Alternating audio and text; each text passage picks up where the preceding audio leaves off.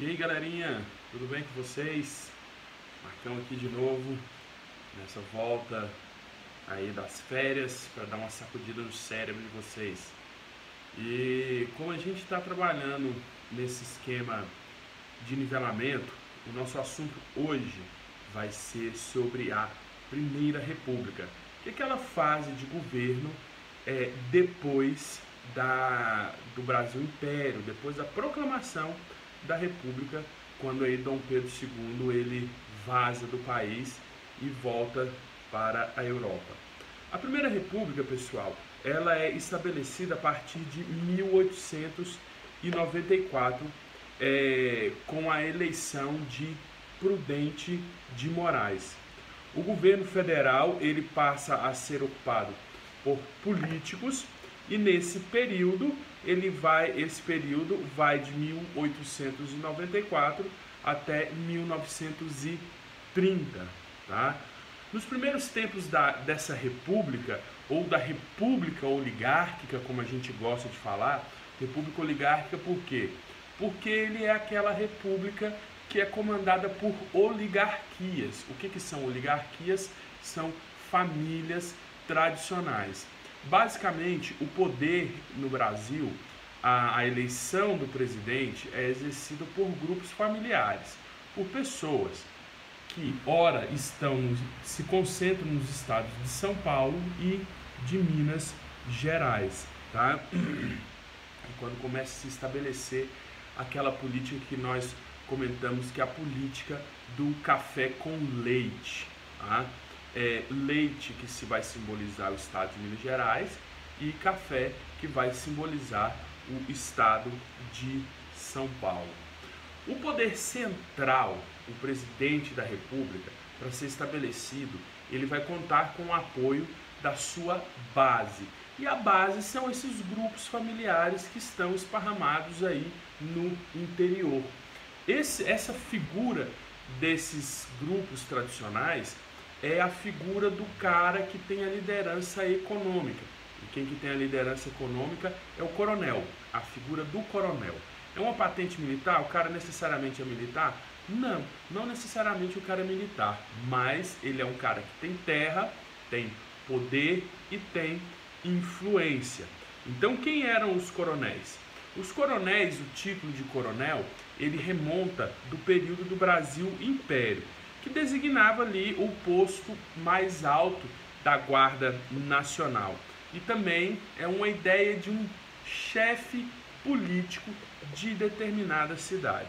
Na República, quando essa Guarda Nacional Imperial ela perde a sua importância, o coronel vai passar a designar um chefe político de determinada região, tá? Esse período do Brasil República, ele vai ser conhecido, vai ser sistematizado como um sistema de dominação. E essa aliança dos coronéis com os pretensiosos políticos a alcançar o posto de presidente vai ser chamado de coronelismo.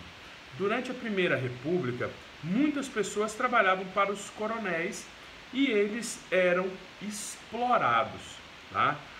O pagamento era miserável e por muitas vezes os coronéis forneciam a essas pessoas empregos, só que é um emprego que ali a pessoa ficava presa, tinha um laço de prisão com esse coronel. Por quê? Porque o coronel oferecia um abrigo, oferecia alimento, remédio, uma vaga na escola para o filho, se ele ficasse doente ele tinha um leito de hospital.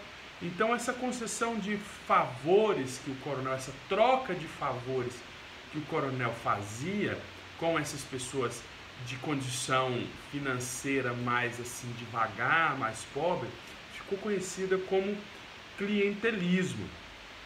E para que o coronel e aqueles políticos que o coronel apoiava durante as eleições, o voto ele passa a ser chamado de voto de cabresto. Isso, cabresto, aquele trem que põe na cara dos animais aí. Por que voto de cabresto? Porque nessa época o voto ele era aberto, tá? O voto ele era aberto, então a pessoa ela tinha que chegar lá e tinha que falar em quem que ele vai votar. Então, se determinado coronel apoia o político doutor fulano de tal, então quando o cara ia votar, ele falava, ó, vou votar no doutor fulano de tal. E o coronel geralmente estava lá junto com a figura do jagunço, né? Quem que era o jagunço? Era um cara que era pago para fazer esse trabalho sujo, essa pressão que geralmente era armada. Então eu quero votar no fulano de tal. E ele tinha que votar no fulano de tal. Tá? Uma outra coisa muito importante que vocês precisam ter em mente aqui é sobre a política dos governadores. O que é a política dos governadores? Vamos entender ela a partir do coronelismo. O coronelismo ele vai funcionar como um meio de aliança entre os coronéis com o objetivo de eleger candidatos de sua preferência, como presidente de estado, que era o nome que se dava ao governador na época. Os governadores chamavam-se também presidentes, né? Só que presidentes de estado. Depois de eleito, o governador retribuía esse apoio dos coronéis com verbas, com benefícios para aqueles que o apoiavam, realizando, por exemplo, a nomeação de cargos públicos, construções de determinadas obras que iam favorecer ali as fazendas, e esse esquema de alianças regionais acabou sendo ampliada para o nível nacional, que ficou conhecida como política dos governadores. Então os governadores também se uniam para eleger o presidente, e o presidente eleito ele não interferia nos estados e sempre empregava a nível federal um filho de um governador, o sobrinho de alguém que o apoiava, e por aí vai, beleza? Espero que esteja ficando claro aqui, tá? Nesse período também é muito interessante que a gente perceba a relação da terra, da produção econômica e do poder. Durante a Primeira República, o café ele foi o principal produto que o Brasil exportou mundo afora. Nesse período, o café brasileiro abastecia 2/3 do mercado mundial. Tá?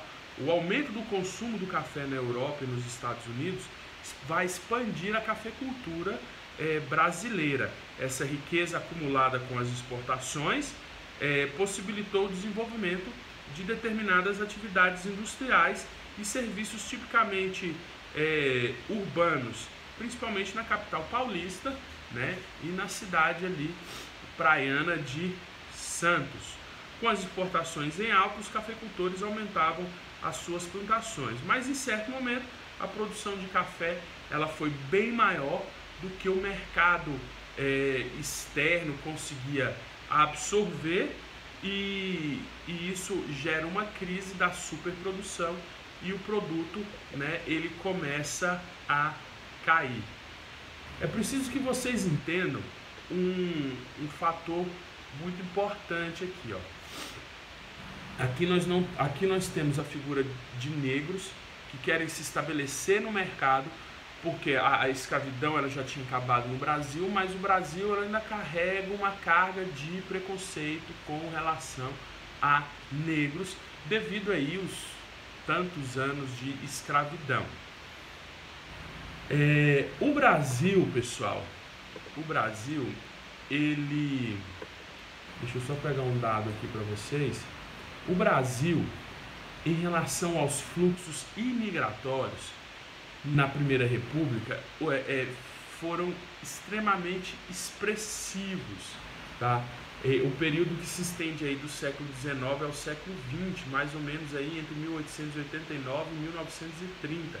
Ingressaram no Brasil aproximadamente 3,5 milhões de estrangeiros, o que vai corresponder a 65% do total de imigrantes aí entre 1822 e 1960.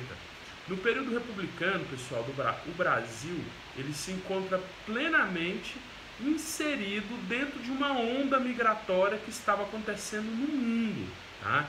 Nas Américas aí nós vamos destacar o Brasil, a nossa vizinha Argentina aqui e os Estados Unidos, constando como terceiro receptor de imigrantes nas Américas, ainda que com volume de entrada bem inferior. Diferente desses outros dois países, dos Estados Unidos e da Argentina, a imigração no Brasil foi caracterizada por uma inserção, como é que é a palavra que eu vou usar, prevalente de tipo rural, espelhando numa política migratória pautada na economia brasileira, ou seja, quem estava entrando no Brasil não estava entrando para trabalhar nas cidades e nas indústrias em São Paulo, não, ele estava entrando para trabalhar no campo, tá? Estava entrando para trabalhar nas fazendas essencialmente nas fazendas de café, tá? Essencialmente nas fazendas de café. O Brasil recebeu muita gente, por exemplo, recebeu muito japonês, muito sírio, muito libanês. O Brasil, ele sempre teve essa característica de acolher.